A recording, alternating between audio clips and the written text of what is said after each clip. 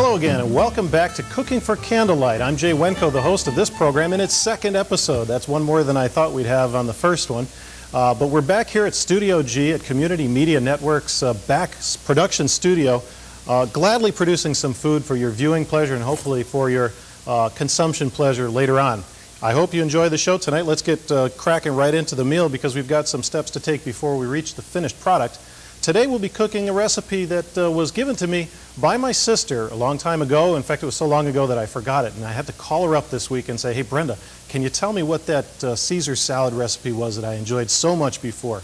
And she said, no problem, I'll email it to you the very next day. Well, Brenda, thanks, but you forgot to email it to me, so I've got the opportunity to improvise. And hey, that's what cooking's all about. If you can't improvise, you get yourself stuck into a rut and you get all worked up and stressed out about something that really should be a pleasure, a pleasurable experience. So let's get to it. This is Jay's version of Brenda's Blackened Chicken Caesar Salad. So we'll start off here, and it's going to be kind of a jumbled array or assortment of steps that we take because we've got to integrate what we've got for equipment, being the cutting board, and it's really a simple setup here at the Studio G facilities. But we've got a special grill here this evening, and this is called a smokeless grill. It's an electric grill. It's based upon an electric fry pan. And what makes this special is that we've got underneath a container that actually has water, and the way it prevents smoke from occurring is the drippings that come from the meat or the chicken or what have you on top drips into the water and doesn't have a chance to sizzle and fry off. So you eliminate the potential of excessive smoke with this device, and it works really good, and I'll show that to you later. But first, let's get started. We've got some garlic, my favorite, to start crushing and making some aromatic presence here in the studio. I've already got some smashed up, so it already smells good, let me tell you. The variation that we've got today, for one thing, I wanted to go ahead and tell you first of all, is besides the chicken that we'll be blackening, we'll also be blackening or actually seasoning some portobello mushrooms. These portobellos are just beautiful, very luscious vegetables that, you either like mushrooms or you don't. If you like mushrooms, you'll love a portobello mushroom. It's succulent, it's got a lot of character, a lot of texture to it. We're going to go ahead and baste these a little bit in a similar ingredient mixture that the dressing is going to be consisted of, and then we're going to go ahead and actually grill those on the smokeless grill as well during the same time that the chicken will be grilling. So we'll get to those a little bit later, but right now let's get into the garlic process. As you may have recalled from the first show, making garlic an active ingredient in your recipe is no more difficult than taking a flat side of a knife and smashing it, and that allows the garlic really to fall right out of the skin. It's such an easy way to shed a nice clove of garlic. There should not be any struggle at all whatsoever in doing that. Look at how it just flops right out. I love the way that happens. There are other alternatives, by the way, in garlic, and I have to say I've taken them and used them many times, and that would be garlic powder. Nothing wrong with that. I mean, I prefer fresh garlic, but there are times when you really like to season something completely and you want to coat it, and I would say that using garlic powder is a viable option for that. Another way is to use the minced garlic that's in a jar. There's a lot of handy, convenient, time-saving steps that you can make use of now, and those garlic jars, and gosh, I've seen some that you'd think have a lifetime supply of garlic in them, 16-ounce jars packed in olive oil or packed in various oils or mixed with basil or pine nuts ready for pesto sauce. They're great options, and I would encourage you to try some of those. I don't think it has quite the same flavor as fresh garlic for some reason. I don't know whether they add something to the oil that's in the jar to preserve it, or it's just a matter that the garlic isn't just freshly minced. But it tastes good, and it's probably a few steps ahead of the garlic powder. So when you're chopping up the garlic here, and this garlic is destined for a dressing for this salad, I'm looking to make it into small pieces. I'm not going to be really too concerned about making it tiny, but fairly well minced up, and I'll add that to the rest that I've got here in the container. Went ahead and I prepared a little bit ahead of time for this because contrary to the last show, which really was open-ended and I had no clue of how long it was going to take, this show I've designated to last for 30 minutes, so let's hope it works out at that. Okay, we've chopped up the garlic. Let's do something right now that I picked up from a fellow over at the Merchant of Vino store in Troy, who also assisted me in my wine choice for this evening. He suggested one of the ways that he makes his dressing is to add anchovies, actually dissolve them into some heating oil, the olive oil, of course, that we're using for this. So what I'll do is I'll take these anchovies, and they come in a jar packed in olive oil, fresh olive oil, pure olive oil. I'll take about, I don't know, 3 or 4 of them here. Try to pull them out and see what we can do. He claims that they'll actually dissolve in short form right in this pan. Now in the pan, if you can see from the loft cam, aptly handled by our camera operator and production assistant Keith Hillock, you can actually see these anchovies taking a bath in this olive oil that's in the cast iron pan that's getting heated through the smokeless grill. We'll try to fish out a couple of more of these guys here, and a lot of people don't care for anchovies. They have a real anti-anchovy disposition. Basically, I'll bet if you've ever had a Caesar salad in a restaurant, which I know is a very popular, it's a popular entree even today. Oh, we don't want that much. I would say that 9 out of 10 times, watch this, here we go, you've had an anchovy in your salad dressing. You just don't necessarily taste it as if you would on a pizza, okay? It's blended, it's actually mashed into the dressing, it kind of emulsified along with all the other ingredients, and really just adds character, saltiness, a bit more a flavor to it, but you may not recognize it as that nasty fish that's on top of your pizza. Let's see what this does. I'll crank up the heater a little bit and see what that does, see if it does dissolve like my friend over at the Merchant of Vino said. In the meantime, our next step would be to go ahead and take this chicken, which I've purchased some split chicken breasts. And by the way, when I cook, I try to keep one eye on efficiency, one eye on presentation, and if I had a third eye, it would be on flavor, of course. But the efficiency part about chicken, I just have one of these hang-ups about chicken breasts. Those boneless skin chicken breasts that you can get at the store are great for convenience, but you can save quite a bit if you get the split chicken breast and just are a little bit handy with a knife. There's not a whole lot to taking a beautiful chicken breast fillet off of a split rib breast. And I'll show you just how to do that. I've taken the skin off. It just tears right off, just like a t-shirt. You go ahead and you take the fat side, and of course there's 2 different sides to the breast. But you'll become familiar with the difference between the two once you actually feel them. And you can actually feel the bones in this breast, and you'll see how easy it is to take really about 85–90% of the meat right off there. I hit it right up on the shoulder area here and cut down. And I ride the edge of this rib cage. I don't know if you can see it clearly enough, but there's the rib cage, and I just take the knife and I draw it right along the line there. Of course, it's a good sharp knife, and whenever you're using a knife, you should make sure it's sharp. It's not the sharp knife that's dangerous, it's the dull one. So get your sharpened knives out. Put away those dull ones.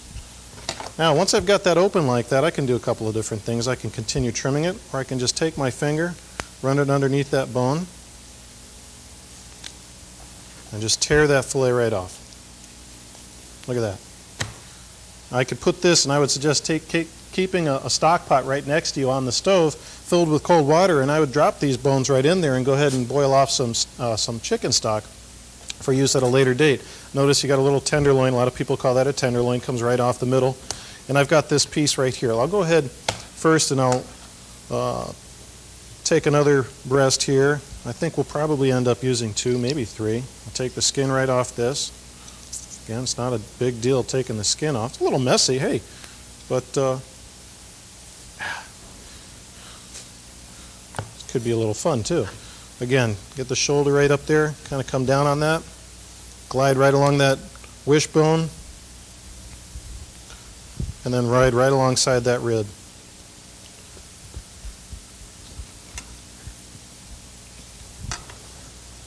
Bring it up. Whoop. Here's a little cartilage here. Of course, that's the breastbone. Sometimes you miss that and you might cut through it and take a piece of it in with your breast fillet, but don't worry about it. If you take your finger and run it alongside the meat that you've just cut out, you'll get a good idea of whether it's in there or not. I hate to waste this piece of meat right here, but we don't have the facilities with us to go ahead and make stock, but we'll just move right ahead and make this last piece butterfly ready. And that's what I'm going to do. I'll take these breasts and really virtually double the size.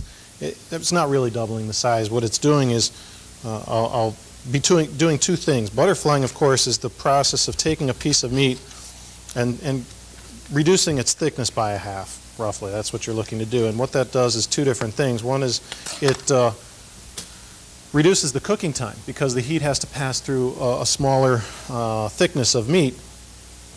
And the other is it can actually add to the display or the presentation of the food. Instead of having a single half a breast like so, if I cut it properly, and you might want to get a look at this, there's always a chance that I slip, and that could be really exciting. But you take your hand in the butterflying process, and this is not an especially thick breast, so I'm going to have to take my time and be a little careful about this. I'll start at the thick end, which would be the top end of the breast. And the thickest part there is going to be where I start my cut. And I'm going to cut it right down the middle by placing my hand and taking the knife and starting it and just gently sawing, sort of keeping pressure with this hand down.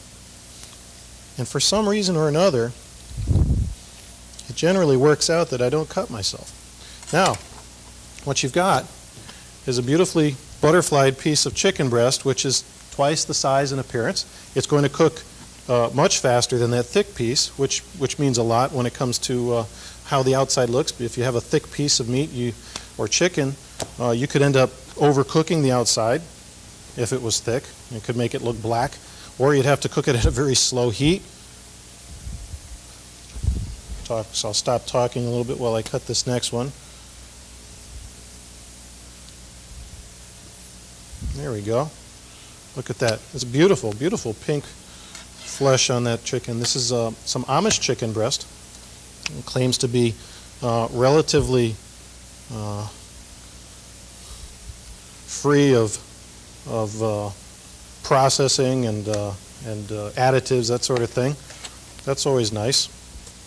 I don't get hung up about that, at least at this point. Of course, if they come out with some real special news, maybe I'll change my feelings about that. But for the moment, I enjoy eating. Don't get worried about all these stories of different ingredients. Just enjoy the food, enjoy cooking, enjoy your company. That's what cooking for Candlelight's all about. It's about enjoying your time, the experience of cooking, the experience of eating, and really enjoying the meal with someone that you like. So, keeping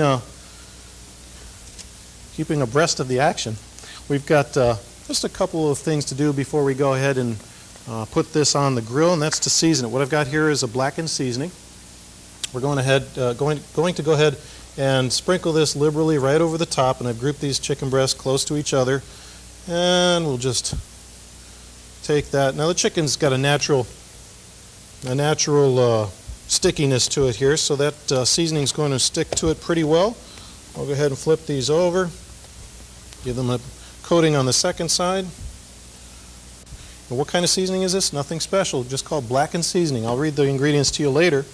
Right now, I'm going to go ahead and put these chicken breasts on our grill, and while I do that, why don't we take a break?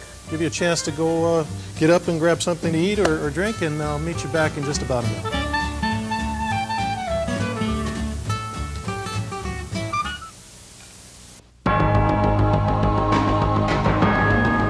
Babies, our tender treasures.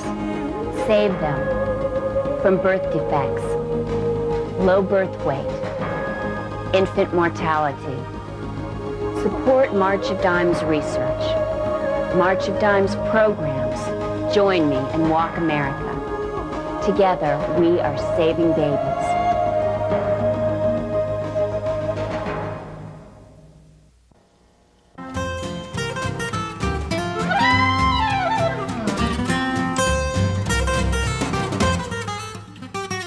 Hello, welcome again back to Studio G and for Cooking for Candlelight. I'm Jay Wiencko. Our meal is really underway, and I think our chicken is just about ready to flip here. But before I do that, what I'll do is I'll take us right to this cast iron pan, which had the anchovies and olive oil. And sure enough, just as we had been told, The anchovies are ready to dissolve and cooperate. Hey, I'm glad to see that. We're looking at something here that is going to serve two purposes. One, initially here, it's going to serve as a little bit of a bath for our portobello mushrooms. That's right. I'm actually going to take it. Nobody told me about this. This is a risk of my own creation. So I'm going to take the portobellos that we have set aside over here, actually give them a quick dip in this mixture, and set them out here on the board. Oh, isn't that nice? And what we'll do is give them a little sprinkle with the same kind of seasoning that we did for the chicken, and put those on the grill as well. Now the mushrooms don't take quite as long to cook as the chicken, so hopefully everything will time out just right. Give them a little sprinkle. We'll go ahead and put these right on the grill next to the chicken. I put the seasoning side down, and then take my seasoning right over to the table, over to the grill, and sprinkle it right up on there, right on that side. Now back to the chicken. Like I said, it's time to give them a flip. Oh, I don't know if you can hear this, but boy, this grill is doing quite a job. It's put some very attractive grill marks on these breasts. It hasn't burned them. You've really done a great job. This is a product made by West Bend, I see, and I'm pleased with it. Looking good. I'm going to turn this up just a little bit to finish off the chicken well and get the mushrooms cooked the way they should. Now, in the meantime, we'll go over here, and the second purpose of this anchovy olive oil mixture was for a dressing, of course. I'm going to take this garlic, and I told you on the first show I am a fan of garlic, and I'm not light of hand when it comes to this luscious stuff. So I'll mix the garlic in, kind of take advantage of that warm oil to release some of those juices. Oh boy. I've been told by the crew here in the studio that things are smelling good, and that's a good sign. When the crew starts becoming distracted by the scent, it means you're doing something right. Okay, I added some more olive oil. I'd say there's probably a good half to 3/4 of a cup of olive oil in here. Probably not quite enough for what we're going to use, and I'm thinking ahead for the amount of romaine lettuce that I know that we have. I'm going to add a little bit more of that. I may not use it all, but I do want to have enough that's going to cover our salad. Now, next thing, we'll take a nice beautifully ripened lemon here. I'm going to cut this up, and that's another essential part of the Caesar's dressing.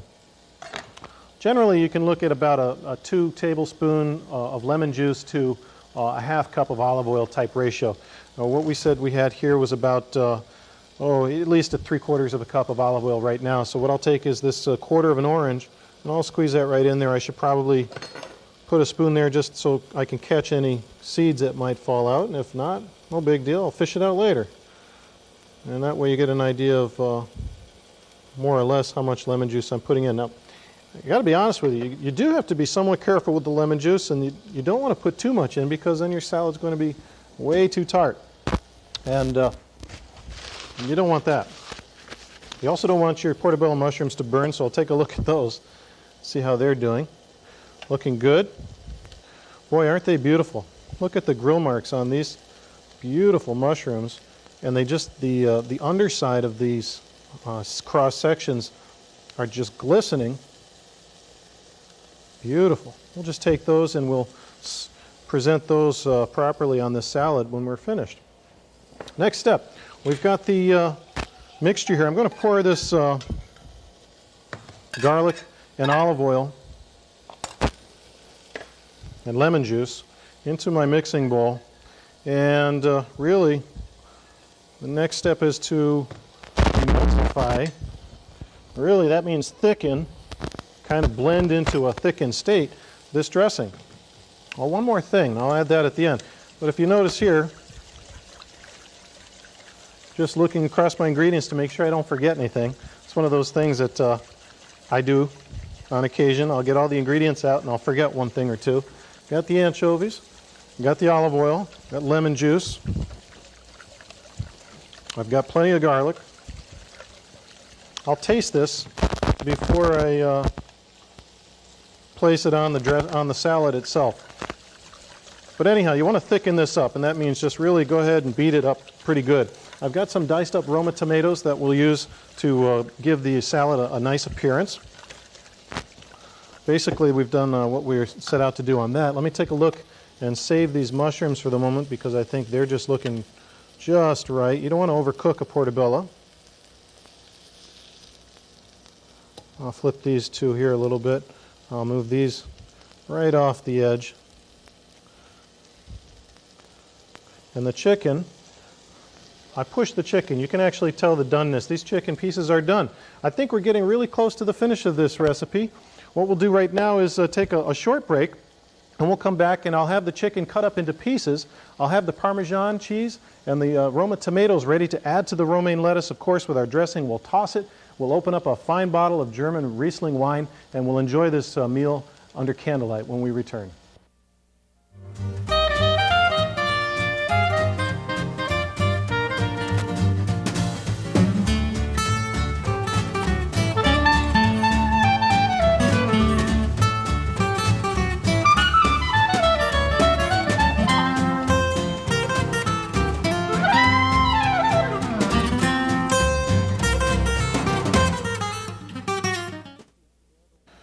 Okay, welcome back to Cooking for Candlelight. What we've got is 3 perfectly cooked chicken breasts that have been seasoned with blackened seasoning, perfectly grilled on this fine smokeless grill. What I'm doing is cutting them up into some pieces. We'll go ahead and add that to the salad after we bathe it in the dressing that we've already made. We'll decorate this salad, give it a little color with the Roma tomatoes. We'll add some Parmesan cheese, an element that you don't want to forget. And let me comment just a little bit about Parmesan cheese. You may have heard it before. I'll tell you again. Don't use the powdered stuff in the can.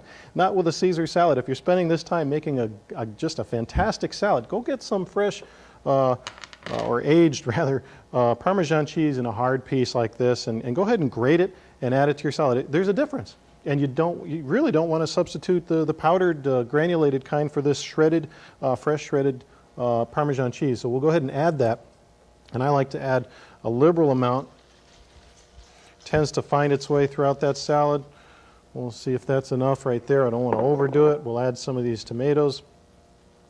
Look at that, how pretty that is. Okay. Our dressing here. I'm looking over. One thing I forgot. I had to look one more time at the ingredients.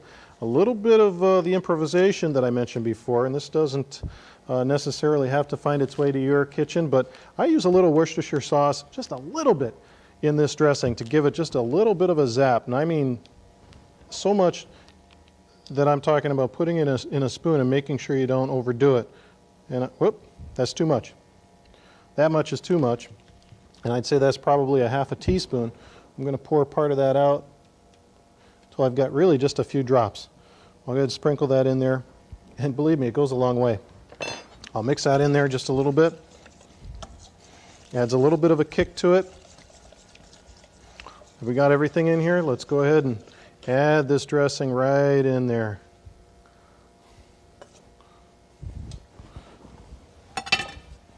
Beautiful. You don't want to miss a thing.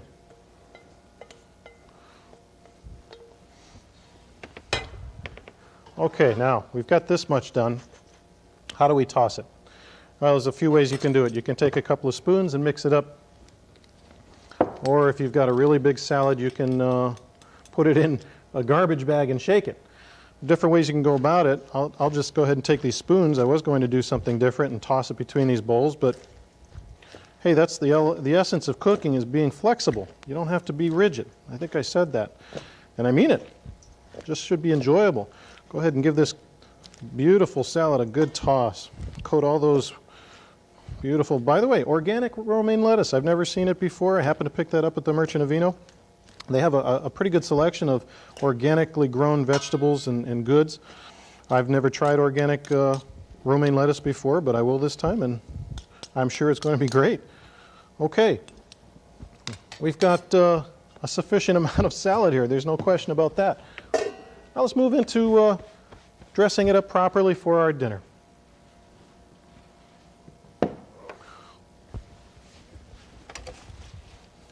We'll go ahead and we'll take the salad and lay it out on our serving platter. I've got an idea ahead of time how I'd like this to look. Oh, we've got a lot of chicken. And really the idea of the portobello mushrooms was to give a diner an option if they weren't necessarily a meat eater or chicken, that they could have a vegetable or vegetarian option on this. So what I would do here is go ahead and take some of this chicken and lay it over this side here. Sprinkle it right in.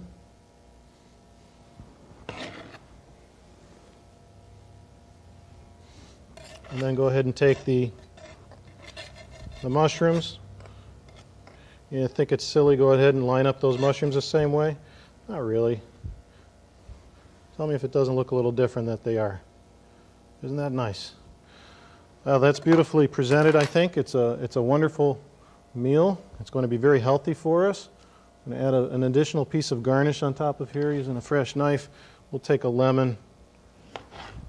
Could use a few different things, but let's just add a couple of lemons right there in front. And don't forget, I always forget the croutons. And they add a nice texture change to the salad. Just a few would be nice. Or you can lay it on heavy if you like. Last but not least, we have our wine, presented to us this afternoon by the wine purchasing manager over at the Merchant of Vino. His name is Putnam Weekly, and Putnam is also known as a wine consultant at that establishment. And he recommended this Riesling, which is a German dry white wine for this meal. I told him exactly what was going to be in it and how it was to be prepared. And using those suggestions, he deduced that this would be an appropriate wine. It's from a private estate called Dr. Fischer. It's a 1997 a Cabernet. It's a Riesling. The Cabernet is actually, as he instructed me, is something that one would have put in a cabinet to preserve. In other words, it's worthy of a little bit of aging. So this one, being from 97, happens to have experienced that. We'll go ahead and pour some of this wine, and I'll describe it as I'm looking at the description. This is described as a crisp and apple pear flavor packed wine. It offers a clean elegance for a lighter fare. We'll go ahead and pour some of that. And why not pour some for your guest as well?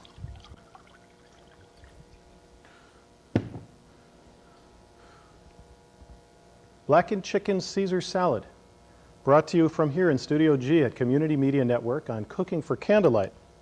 I hope you've enjoyed this recipe. I hope you enjoy the meal. If you have any comments, questions, suggestions, feel free to give us a call here at Community Media Network. My number is 248-589-7778. You can reach me here personally from 8:30 in the morning until about 5:30 in the afternoon, Mondays through Fridays. And I look forward to hearing from you. I'm Jay Wiencko, and have a good night. Enjoy your dinner.